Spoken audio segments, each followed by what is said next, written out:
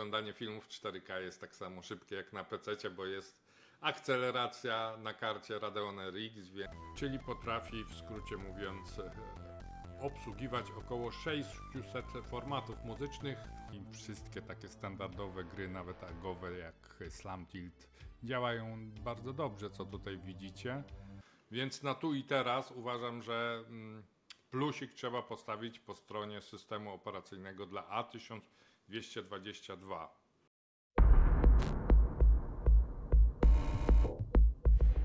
Dziękujemy za wsparcie na Patronite.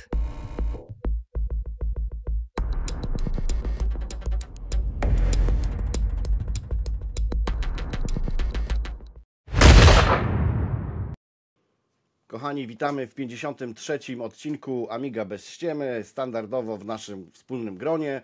Mój przyjaciel Rafał Mufachyła i mój przyjaciel Remigiusz Remix Kolasa. Jedziemy.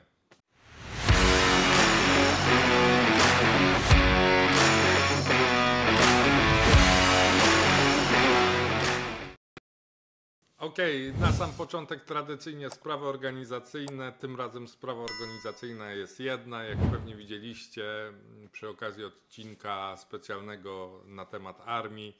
Odcinek ten pojawił się kilka dni wcześniej dla naszych patronów. Pojawił się dla Was wszystkich kilka dni później. To nie jest nasz pomysł, to zaproponował nam jedna z osób wspierających. No i przychyliliśmy się do tego, no bo czemu nie? Nie mówię, że tak będziemy robić z każdym odcinkiem, ale od czasu do czasu na pewno będziemy premiować naszych wspierających, także ten odcinek też pewnie zobaczycie koło czwartku, drodzy patroni, a reszta z Was zobaczy pewnie koło świąt. Takie są przynajmniej plany, zobaczymy jak to wyjdzie. I dla tych, którzy nie czytali posta, to tylko przypominam, że no youtuberzy, którzy nas wspierają na YouTubie, mają bezpośrednio link na YouTubie dla wspierających, natomiast patroni na Patronite powinni znaleźć film bezpośrednio na serwisie Patronite bez reklam. Także zachęcamy do oglądania i jeszcze raz dziękujemy za wsparcie.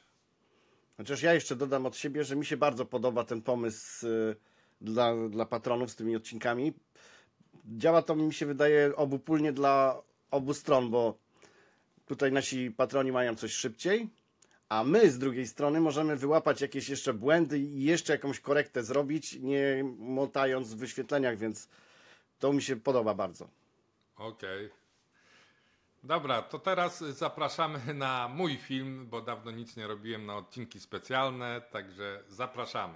No właśnie, bo teraz zapraszamy na film mojego przyjaciela. No, jedziemy z koksem.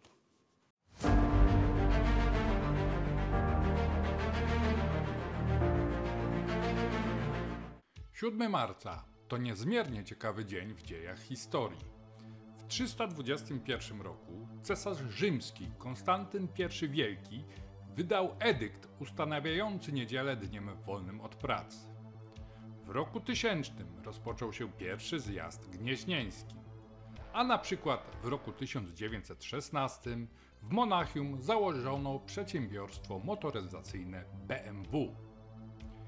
Gdy w roku 2024 Ion Technology ogłosił dostępność w sprzedaży długo wyczekiwanej Amigi One A1222+, można było więc przyjmować, że najmłodsza z Amig rodzi się pod szczęśliwą gwiazdą. Aczkolwiek dziś, po ponad roku od premiery, wiemy już, że wielkiego sukcesu nie odniosła. Mimo wszystko, jako kanał amigowy podejmowaliśmy temat po raz pierwszy jeszcze w marcu ubiegłego roku, w odcinku 22, gdzie przedstawiłem atuty systemu Amigo S4 w wersji dla Tabora. Na początku tego roku udało mi się wypożyczyć maszynę do testów, co umożliwiło nam przybliżenie tego komputera widzom w odcinku 45. Teraz, po ponad 2 miesiącach, domykam temat, prezentując kontynuację do poprzedniego materiału, gdzie przeprowadzam kilka testów praktycznych w zakresie wydajności, jak i kompatybilności.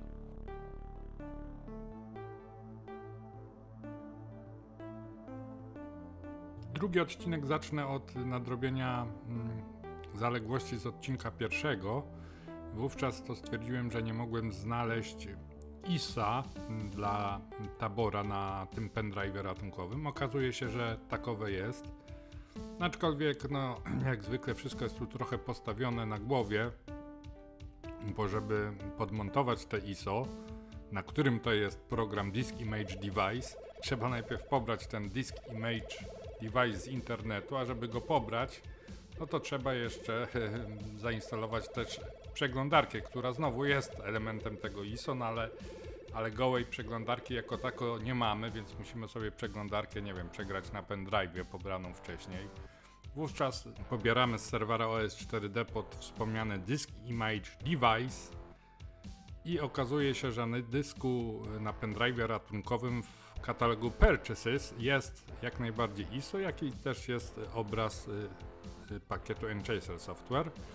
No i po podmontowaniu tego ISO przez Disk Image Device mamy już katalog Extras z ekstra programami, na którym znajduje się m.in. przeglądarka czy wspomniany Disk Image Device, ale także kilka innych przydatnych aplikacji, takich jak właśnie menadżery plików, programy do obsługi FTP i kilka innych fajnych narzędzi. Także tutaj nadrabiam zaległości z części pierwszej. No i lecimy dalej. Ponieważ użytkownik, który wypożyczył mi tą Amigę A1222+, no nie jest zbyt doświadczonym amigowcem i prosił mnie, by przedstawić mu choćby kilka najbardziej podstawowych, przydatnych narzędzi, to postanowiłem, że przedstawię w ramach tego filmu kilka menadżerów plików dla Amiga S4, no bo to są na pewno bardzo przydatne narzędzia w naszym systemie.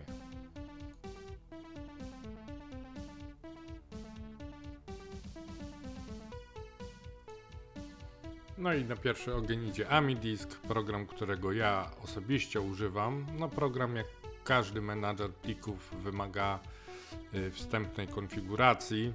Nie jest to bardzo popularny program w świecie AmigaOS, raczej używa go niewielu użytkowników. No ale jako, że bliższa ciału koszula, no to pokazuję tutaj właśnie ten menadżer plików. Oczywiście jego główną fajną zaletą jest praca na zakładkach, a poza tym umożliwia rzecz jasna operacje na plikach, takie jak kopiowanie, przenoszenie danych, kasowanie, oczywiście jakaś tam współpraca z wszelkiego rodzaju wyświetlaczkami obrazków, odgrywajkami muzyki i tak dalej, czyli standard. Kolejnym programem, który przedstawiam, jest Disk Master, może w nieco bardziej estetycznej oprawie niż poprzednik, no ale program też jest znacznie starszy, to prawdziwa legenda. Pierwsze wersje były dostępne jeszcze w 1987 roku, a wydaje mi się, że nawet wcześniej program istniał pod inną nazwą. Na ostatnie wersje to już jest Amiga S4, chyba drugie dziesięciolecie XX wieku, więc to naprawdę jeden z najdłużej rozwijanych amigowych programów w historii, dobre 30 kilka lat, więc ja lubię ten program od czasu do czasu. Alternatywnie dla AmiDiska go używam. Trzecim takim programem domyślnym, zalecanym i chyba najpopularniejszym aktualnie jest Filler.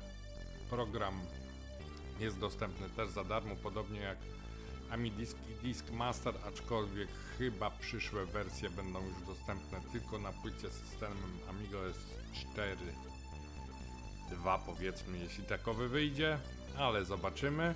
I to by było na tyle. Oczywiście jeszcze w ramach ciekawostki można powiedzieć, że jeśli ktoś przechodzi z PC-ta i był przyzwyczajony na przykład do Norton Commandera, albo był przyzwyczajony do podobnego programu na Linuxie, czyli Midnight Commandera, też tego typu file managery są dostępne na Amigę. No i jeszcze wspomnę o legendzie lat 90., najpopularniejszym chyba też programie swoich czasów, czyli Director Opus. On również istnieje w wersji dla Amiga S4 i to zarówno wersja 4, jak i 5. A to jeszcze nie wszystkie menadżery plików, omówiłem tylko te najważniejsze, więc jest w czym wybierać. przypadku odtwarzaczy muzycznych oczywiście każdy użytkownik Amigi One A1222 Plus dostaje swój sprzęt w pakiecie z Enchaser Software, na którym jest świetny i niezawodny program TuneNet, no ale w ramach alternatywy można też z serwisu S4 Depot pobrać konkurencyjnego, znanego od lat Amiga Ampa.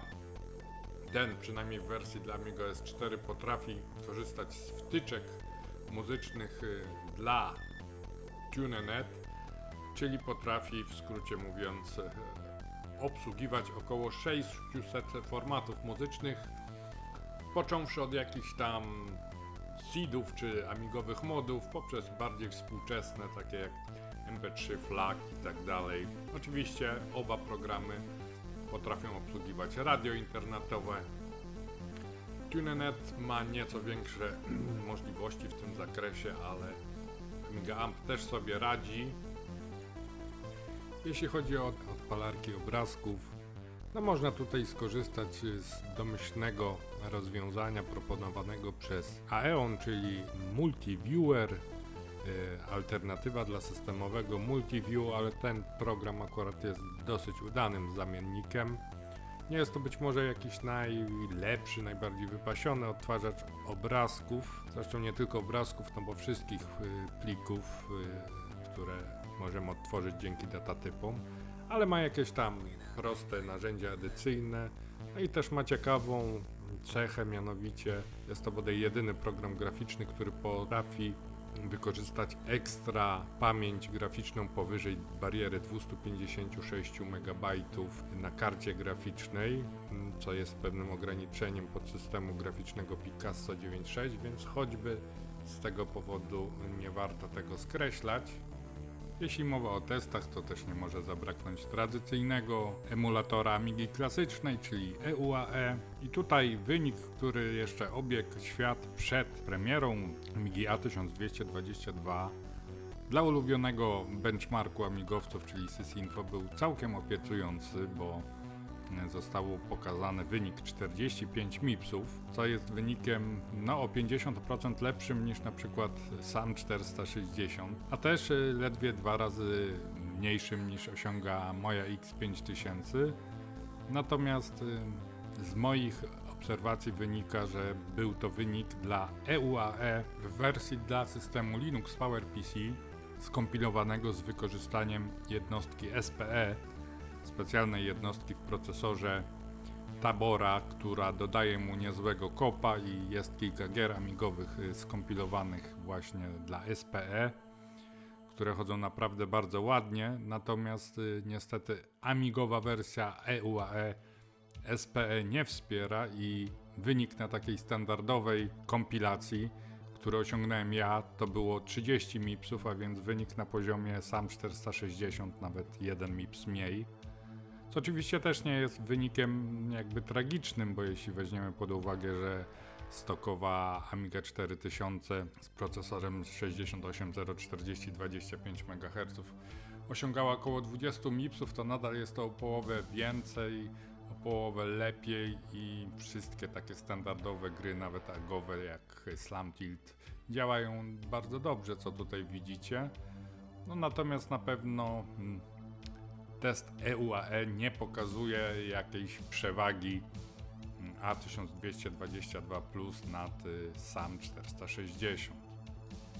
Ok, po przeprowadzeniu benchmarku pod EUAE czas na benchmarki natywne. Na pierwszy ogień wziąłem sobie tutaj produkcję w Hollywood, gdzie jest to moja autorska produkcja, taki benchmark, którym lubię się posługiwać, gdzie zastosowałem sporo wymagających efektów procesorożernych, jakieś tam skalowania, obroty, które zwłaszcza kompilowane pod starą wersją Hollywood, bo tą produkcję skompilowałem no już nie wiem, dobre kilka lat temu na pewno, no były wymagające.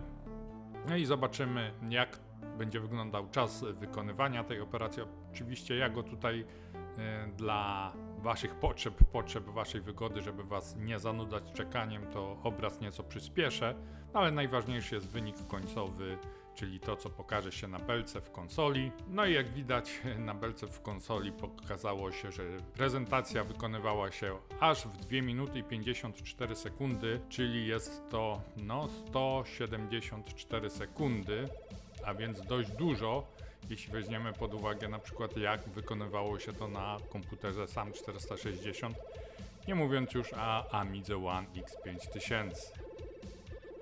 No i kolejnym narzędziem, które wziąłem na tapetę, jest FFmpeg.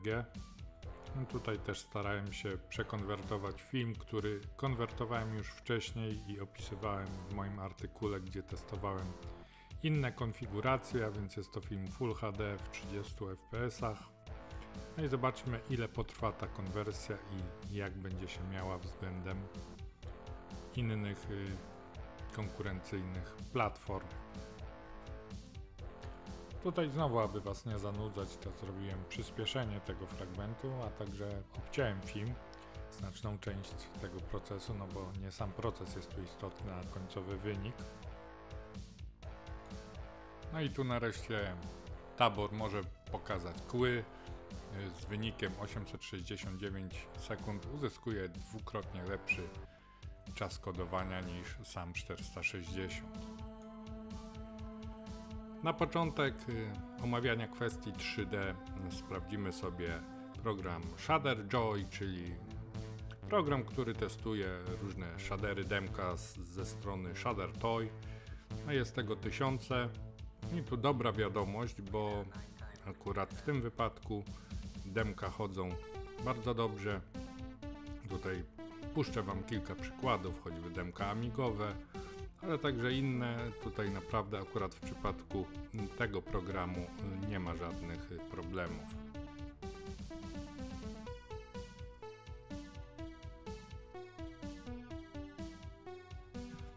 W przypadku Quake'a i AmigaOS 4 jest ten problem, że wszystkie porty, które powstały dosyć wcześnie, w czasach wczesnego AmigaOS 4.0 i one już teraz nie działają, czego nie można powiedzieć na przykład o Quake'u 2 czy 3, gdzie jest dużo lepiej, więc ściągnąłem Dark Place'a, no to też jest Quake, chociaż no trochę tam poprawiony graficznie. Zobaczymy, czy się odpali. Jest to produkcja Huno, więc posiadacza Amigi One A1222. No jak widać, gra się odpaliła.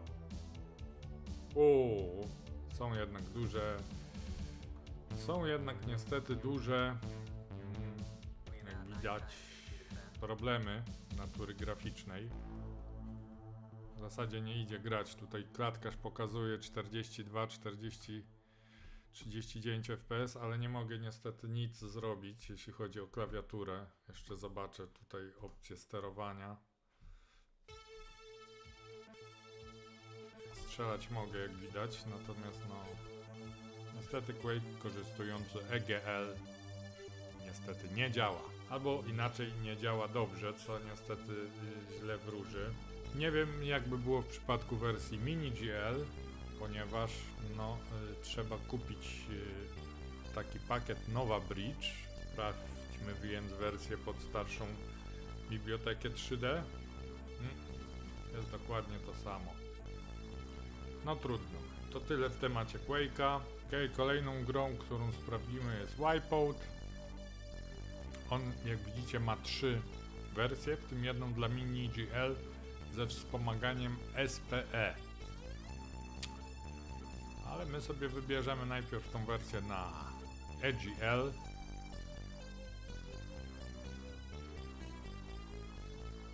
No i zobaczmy.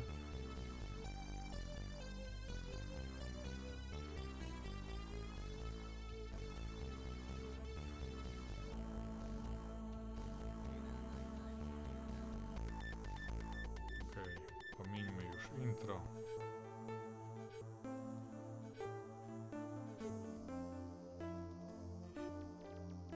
Jeśli się da. Coś mi się zdaje, że przy pierwszym odpaleniu nie jest to takie oczywiste.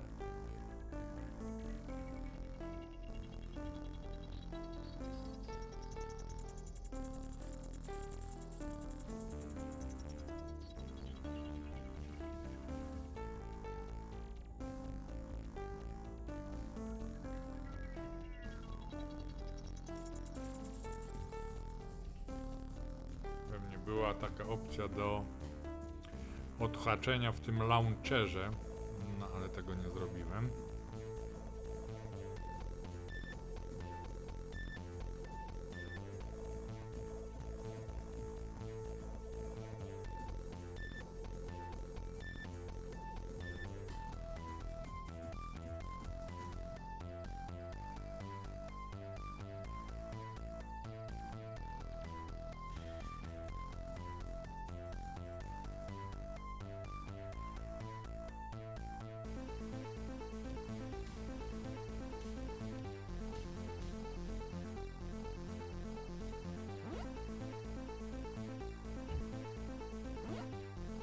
Wejdźmy w opcję.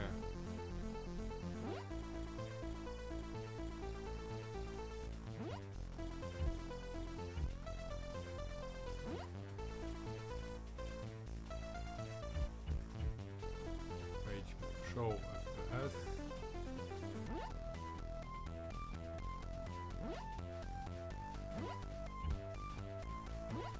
No i zagrajmy sobie.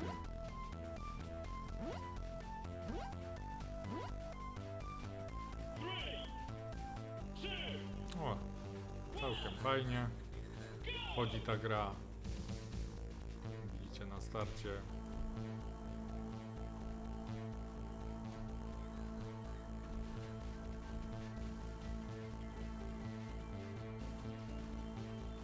Powyżej 100 fps-ów, teraz blisko 100 fps-ów, 95, chociaż mimo takich dużych FPS-ów to coś mi się tutaj ta płynność obrazu nie podoba. Natomiast no, gra działa i licznik klatek pokazuje właśnie takie właściwości. Ostatnią grą, którą będę chciał sprawdzić, będzie Heretic 2. Z tego co wiem, ona nie działała jakiś czas temu.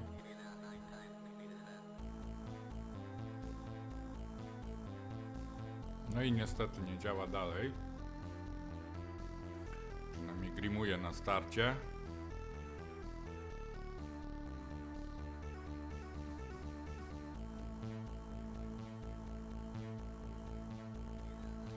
Okej, jaki z tego wniosek? No niestety wniosek jest z tego taki, że jest to sprzęt dosyć mało kompatybilny z oprogramowaniem z grami 3D.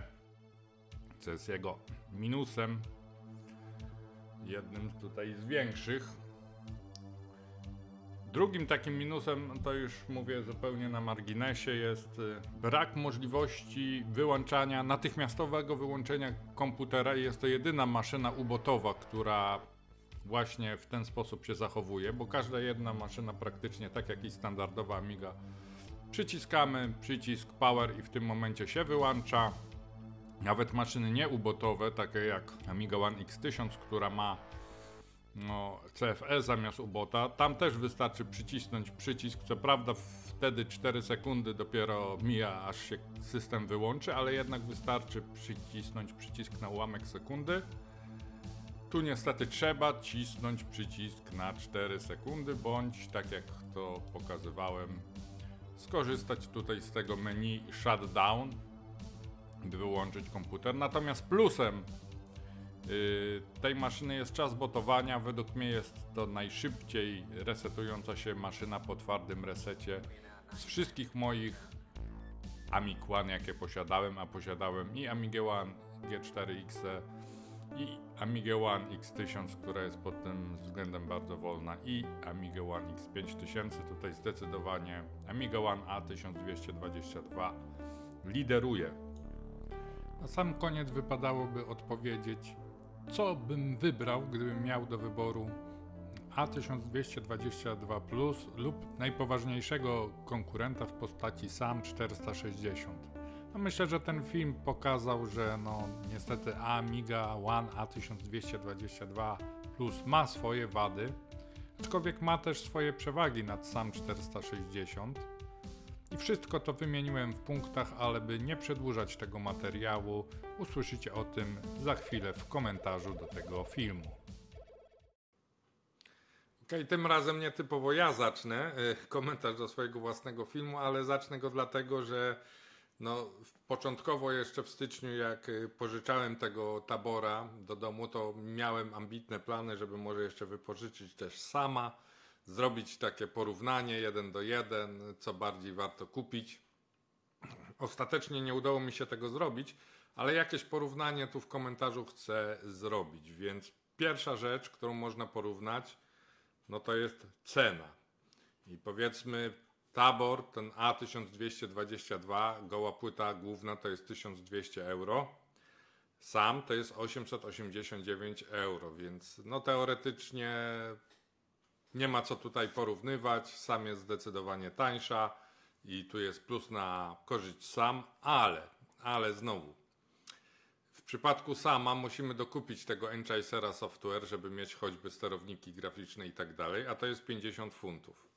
Sam nie ma wbudowanego, ta najnowsza wersja, bo było kilka rewizji, ale ta najnowsza, która jest w sprzedaży, nie ma już żadnego tam chipu audio, więc trzeba dokupić powiedzmy karta, taka Sound Blaster na PCI Express, to jest kolejne 50 funtów. No i na przykład też odtwarzacz graficzny Default Player, który też jest dodawany do Tabora, to jest 25 funtów, więc jak dodamy powiedzmy te 125 funtów, czyli nie wiem, 150 euro, no to już ta cena, ta różnica w cenie nie jest już taka jakaś bardzo istotna, bo owszem, Tabor kosztuje te 1200 euro z tym wszystkim, ale gdyby do ceny sama dodać właśnie te dodatki, o których mówiłem, to też będzie blisko 1100 euro, więc już tutaj po stronie sama nie wygląda to tak dobrze, aczkolwiek no, trzeba przyznać, że sam jednak tutaj no, trzeba postawić plusik przy samie.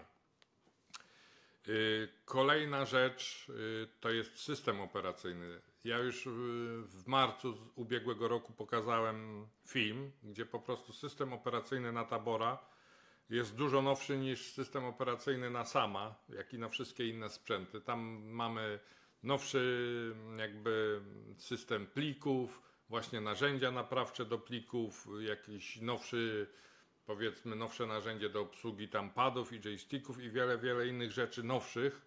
Ten system jest zaktualizowany. Z tego co wiem, dopiero jakby wyrównanie, że wszystkie maszyny będą miały taki sam system, nastąpi wraz z wersją Amiga S4.2. Teraz jest taka trochę niekonsekwencja, bo jedna maszyna ma nowszy system niż wszystkie inne maszyny pozostałe, no ale tak jest.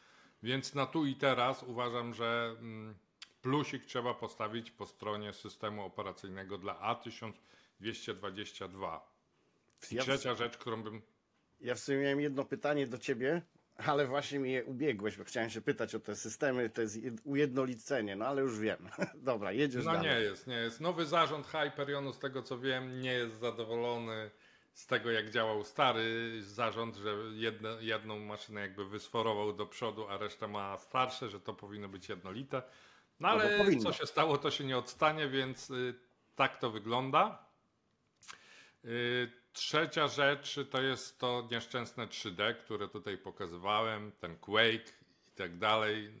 No niestety sam 460 na pewno jest bardziej kompatybilny, aczkolwiek sam 460 też nie jest sprzętem idealnym. Ogólnie trzeba sobie powiedzieć jasno, że typowa maszyna desktopowa, taka w miarę nowoczesna, to jest Amiga One X5000, Amiga One X1000, a te takie bieda maszynki w cudzysłowiu, które są robione po to, żeby było trochę taniej w tym naszym niszowym świecie PowerPC, takie jak sam, czy właśnie Tabor, no to mają procesory, no właśnie, po pierwsze wolniejsze, a wiadomo, no w normalnym świecie, w świecie PC raczej jak wychodzą nowe modele, to powinny być szybsze, a nie wolniejsze, ale to dlatego, że to są jakieś przystosowane na siłę płyty, powiedzmy z procesorami od routerów, czy jakichś komputerów przemysłowych, tego typu rzeczy. Tak właśnie między innymi było w przypadku Tabora, gdzie ten jego procesor podobno był stosowany w routerach.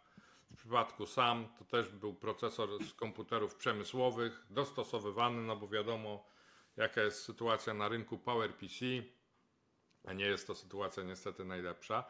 I w związku z tym one mają swoje problemy. I teraz owszem, Część softu 3D nie działa na A1222, a praktycznie cały działa na SAM. Ale SAM... No właśnie. Zadam ci jedno pytanie. Była taka gra, Chroma Crawley. To są wyścigi 3D. I powiedzmy jest Amiga One. Ja tu teraz nie będę dokładnych przytaczał liczb, bo nie mam ich w głowie zapamiętanych, ale mniej więcej jak to wygląda. Więc powiedzmy jest Amiga One X5000 i ta gra działa z prędkością 250 fps. Jest o 50% wolniejsza powiedzmy Amiga One X1000 i ona działa z prędkością 200 fps. I jest powiedzmy SAM 460, która jest 2 razy wolniejsza niż Amiga One X1000. I pytanie do ciebie, ile FPS-ów wyciąga w tej grze Chroma Crawley? Czuję tutaj podchwytliwość tego pytania, ale też mówiłeś o tej wysokiej kompatybilności, więc wydaje mi się, że tutaj nie logiką się zasugeruje, czyli aż tak źle pewnie nie wypadł. No, 180? 30. O!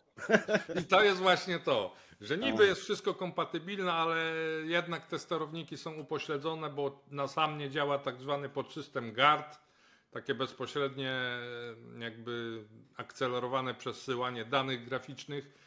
Także SAM jest kompatybilna, ale swoje problemy też ma, nie jest tak wydajna jak te porządne, duże komputery, więc ja sobie takie chciałem pytanie zadać na początku, gdy robiłem ten film. Co ja bym wybrał osobiście? Czy wybrałbym SAMa, czy wybrałbym Tabora? I naprawdę dobrze, że wybrałem X5000 i X1000, bo uważam, że to są maszyny, które należy wybierać, żeby mieć pełną satysfakcję. Natomiast jeśli chodzi o te tańsze maszyny, ja też rozumiem, że no niestety te wydajniejsze maszyny swoje kosztują, więc nikogo do nich nie namawiam, to każdy musi sam podjąć decyzję i tak samo w przypadku tych tańszych, owszem, możecie poamigować za trochę mniejsze pieniądze, natomiast musicie mieć z tyłu głowy gdzieś świadomość, że wiąże się to z pewnymi ograniczeniami, aczkolwiek mimo wszystko, mimo tych powiedzmy wad takiej A1222 czy SAMa, mimo wszystko uważam, że jest to jednak lepsze rozwiązanie niż jakaś emulacja na QEMU. Nawet jeśli w niektórych zastosowaniach to QEMU będzie wydajniejsze, to emulator to według mnie to nie jest to. Trzeba mieć realny sprzęt, żeby się wciągnąć, żeby się bawić. Tak ja uważam i nie wiem, czy jeszcze chcesz tutaj coś dodać. No wiesz co, ale też pełna zgoda, że dla mnie też osobiście, mimo że nie mam Amigi nowej generacji, to poza X5000, nawet X1000 już dla mnie też nie przemawia. X5000 to dla mnie jest taki kompletny taka kompletna Amiga nowej generacji, a te takie właśnie Tabory same, to takie kurczę, bieda maszyny, ale właśnie nie do końca bieda ze względu na cenę. Bieda w sprzęcie, ale nie bieda. Maharadża w kasie, bieda w sprzęcie. O. No tak, chociaż oczywiście mają tam swoje niektóre fajne rzeczy, no na przykład, nie wiem, oglądanie filmów 4K jest tak samo szybkie jak na PC-cie, bo jest akceleracja na karcie Radeon RX, więc no oczywiście są w niektórych aspektach całkiem fajne, ale w niektórych niestety mniej fajne. Natomiast obiecałem, miałem okazję potestować. Dziękuję jeszcze raz koledze Fazdet, że mi wypożyczył i miałem okazję wam przedstawić ten sprzęt, przybliżyć, bo nie jest to sprzęt bardzo znany. Wiem, że w Polsce, znaczy być może jest więcej, ale ja osobiście mam wiedzę, że tylko 2 osoby mają w Polsce na razie te A1222+, także przedstawiłem wam. A co wy z tym zrobicie, z tą wiedzą? Czy zechcecie kupić, czy że zechcecie dozbierać na Amigę One X5000? No to już jest wasza decyzja. No i co? Chyba dziękujemy za dziś. Fajnie ci wyszło. Wcześniej jak mówiłeś, że musisz sobie sam odpowiedzieć i tak fajnie to zabrzmiało, bo czy Tabor, czy sam musisz sobie odpowiedzieć. Ale generalnie chciałem ci jeszcze podziękować za takie filmy, tego typu, bo no nie mam Amigi nowej generacji, a twoje filmy dzięki temu są jakoś, przynajmniej u mnie w domu, dzięki YouTube'owi, więc fajnie. No tak. No pewnie nie tylko u ciebie, ale u wielu innych amigowców. No i na zakończenie, bo Jak mówię, plan jest taki, żebyście zobaczyli to w święta ten film, więc zdrowych i wesołych, radosnych, rodzinnych świąt Wielkanocy. Smacznego jajeczka. Trzymajcie się. Hej.